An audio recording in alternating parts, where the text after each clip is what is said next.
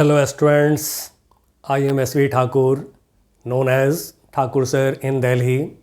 अपना channel physics by Thakur sir. कैसे हैं बच्चों? इससे पहले वाली क्लास में मैंने पॉइंट चार्जेस के बारे में बताया।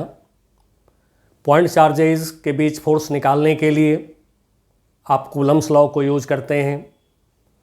अब कूलम्स लॉ में भी कुछ हमें सावधानी रखना होता है। तो आइए आज हम लोग देखने जा रहे हैं misconceptions and concepts for Coulomb's law in electrostatics. बच्चों, कूलम्स लॉ में जैसा कि लोग कहते हैं, आप भी पढ़ते हैं, to find force between two charged objects we use Coulomb's law. जब दो चार्ज्ड ऑब्जेक्ट्स के बीच में हमें फोर्स निकालने को कहा जाता है तो हम कूलम्स लॉ को यूज करते हैं। लेकिन बच्चों, थोड़ी सावधानी के साथ में इस लॉ को यूज करना चाहिए। तो आइए ज़रा कॉन्सेप्ट पर ध्यान देते हैं। नंबर 1 है, Coulomb's law is used to find force between two point charges at rest. Two point charges के बीच फोर्स जब भी आप निकालते हैं कूलम्स लॉ को यूज करके, तो जो चार्जेस हैं उसको रेस्ट में होना चाहिए, क्योंकि जब चार्जेस मोशन में आते हैं तो उसकी वजह से करंट होता है, जिसके वजह से मैग्नेटिक फील्ड, मैग्नेटिक फोर्स आ जाते हैं। तो फिर वहाँ पर ओनली इलेक्ट्रोस्टैटिक फोर्स निकालना हमारे लिए सही नहीं होता है। उसमें मैग्नेटिक फोर्स को भी हमें रखना पड़ेगा, लेना पड़ेगा। एंड सो जब चार्जेस रेस्ट में हो, पॉइंट चार्जेस रेस्ट में हो, तभी आप कूलम्स लॉ को यूज करेंगे।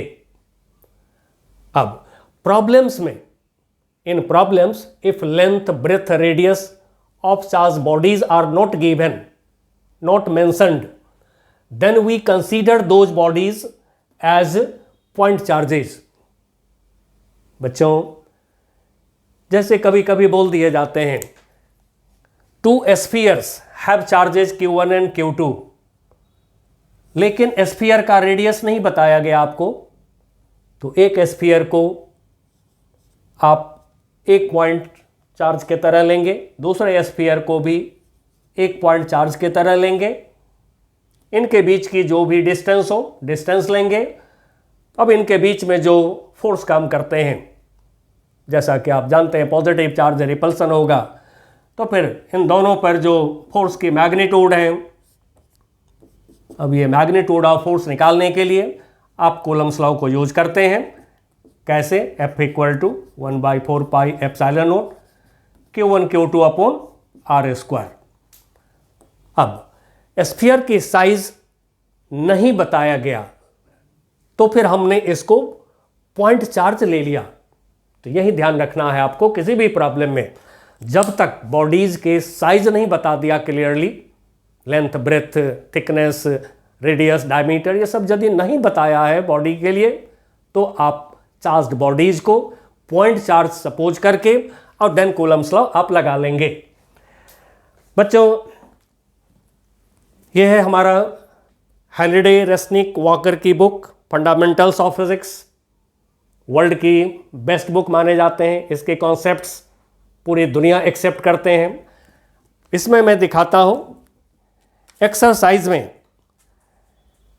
11P, क्वेश्चन नंबर 11P में कहा गया है, what equal positive charges would have to be placed on earth and on the moon to neutralize their gravitational attraction. तो आप जानते हैं अर्थ बहुत बड़ा है, मून भी बहुत बड़ा है, लेकिन हमें अर्थ और मून का साइज नहीं बताया गया, हमें रेडियस, डायमीटर नहीं बताया गया। तो हम अर्थ को 1 पॉइंट चार्ज सपोज करेंगे, मून को हम 1 पॉइंट चार्ज सपोज करेंगे। अर्थ और मून के बीच में जो डिस्टेंस है वो डिस्टेंस लेंगे, इलेक्ट्रोस्टैटिक फोर्स निकालेंगे। अब बच्चों, ग्रेविटेशनल फोर्स जैसा कि आप जानते हैं कि मास, एक का मास m1 है, मान लीजिए अर्थ का मास, दूसरे का मास m2 है, तो फिर इनके बीच ग्रेविटेशनल फोर्स यदि हम निकालते हैं Fg, तो आपको पता है ग्रेविटेशन कांस्टेंट, एक का मास m1 दूसरे का मास m2 अपॉन दोनों के बीच के डिस्टेंस का स्क्वायर। अब यदि ग्रेविटेशनल फोर्स, जो ग्रेविटेशनल फोर्स है, इसको यदि इलेक्ट्रिक फोर्स बैलेंस कर रहा है यानी कि कैंसल आउट कर रहा है, तो क्या करेंगे आप, इन दोनों को इक्वल करेंगे, एक दूसरे को कैंसिल कर रहा है, and so this equal to this, इन दोनों को इक्वल कर देंगे। अब आपको जो भी वैल्यूज दिए गए हैं उसको डालिए, जो प्रॉब्लम होगा वो आपका सॉल्व हो जाएगा।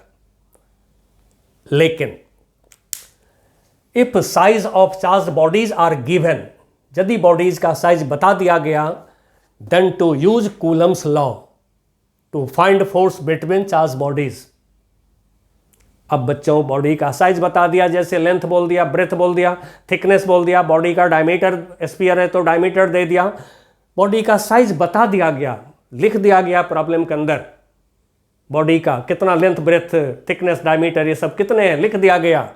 तो तब कूलम्स लॉ को यूज करने के लिए we assume bodies extended object, body यानी कि बड़ा object body, formed with infinitesimal elements. Infinitesimal elements मतलब जिनका साइज टेंस टू 0 होते हैं, बहुत छोटे एलिमेंट से बॉडी को बना हुआ सपोज करेंगे।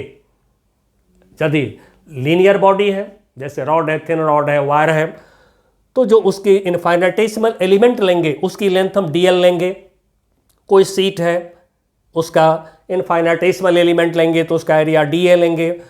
कोई वॉल्यूम वाला 3D बॉडी है, यदि हम उसका इनफाइनाइटेसिमल एलिमेंट लेते हैं तो वॉल्यूम उसका dV लेंगे। और जो एलिमेंट पे चार्ज होगा उसको dq से डिनोट करेंगे। अब एलिमेंट पे चार्ज हमें निकालना होगा, आगे मैं एग्जाम्पल की बात करूंगा। एज पॉइंट चार्ज, ये जो dq होगा, जो dl, dA, dV पर जो चार्ज होगा इसको dq से डिनोट करेंगे। अब ये इनफाइनाइटेसिमल है, मतलब कि इसके साइज बहुत छोटे हैं, इसके पोजीशन का केवल 1 सेट ऑफ कोऑर्डिनेट होगा। जो dl, dA, dV, dq जो आप लेंगे तो उसके पोजीशन का only 1 set of coordinates x, y, z होगा, यानी कि ये आपका पॉइंट चार्ज की तरह काम करेगा। अब जो है एंड वी यूज कैलकुलस, लेकिन बच्चों यहां पर कैलकुलस की मदद आपको लेना पड़ेगा। तो कैलकुलस में क्या करते हैं, firstly force dF due to dq is found. जो ये dq है हमारा, इसके वजह से कितने फोर्स लग रहे हैं, एक और चार्ज होगा तो उनके और dq के बीच में कितने फोर्स लग रहे हैं, पहले हम उसको निकालते हैं, dF से डिनोट करते हैं। अब क्या करते हैं, and then we integrate dF। जो dF निकाला आपने dq पे फोर्स, या ड्यू टू dq आपने जो फोर्स निकाला dF, तो अब इसको इंटीग्रेट करते हैं using suitable limits to give magnitude of net force. Total force आपको मिल जाएंगे इंटीग्रेट करने पर। अब बच्चों एग्जाम्पल्स के लिए आप मेरे channel physics bye Thakur sir पे जाइए, आइकन को क्लिक करिए, आपको मिलेगा प्लेलिस्ट। प्लेलिस्ट में इलेक्ट्रोस्टैटिक्स में आपको बहुत सारे एग्जाम्पल्स मेरा दिया हुआ है।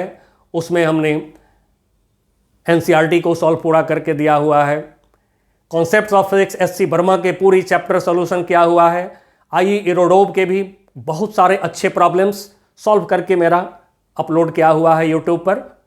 एंड सो आप मेरे चैनल पे जाइए और आपको जितनी बढ़िया बढ़िया एग्जाम्पल चाहिए वो सब आपको मिल जाएंगे।